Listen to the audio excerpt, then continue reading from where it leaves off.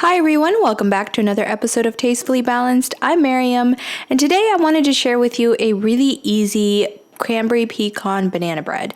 I don't know about you, but I always have bananas that are just about to go bad, and either I freeze them for smoothies or I make different variations of banana bread. And I thought this is a perfect holiday banana bread recipe, so I thought I'd share.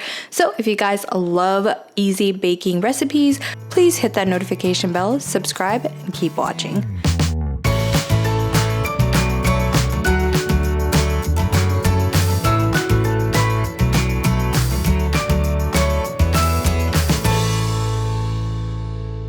Alright, so the first thing I do is I take a clean bowl and I add in my dry ingredients.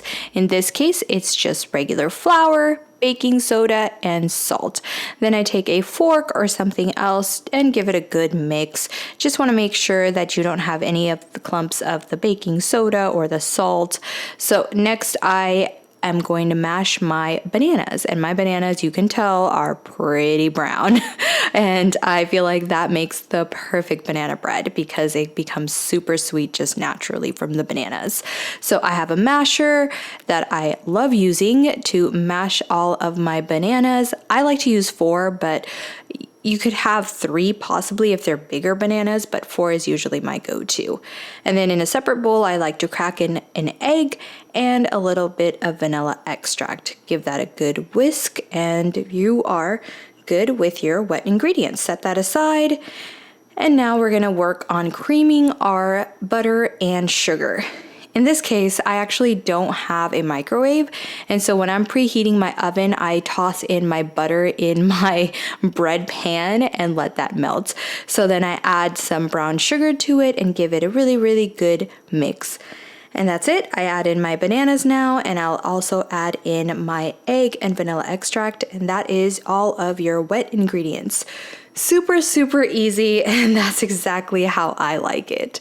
Just very easy recipes that I can just throw together really fast, especially being pregnant and all. It's very nice to have easy recipes like this to whip up real fast.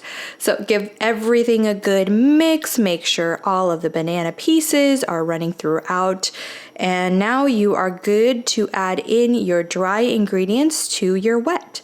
Now, you have to work very slowly here and fold in your dry ingredients because you don't want to overmix. Overmix will make the banana bread not as moist. So I've had that happen to me before. It becomes more cake-like. So I like to just fold slowly.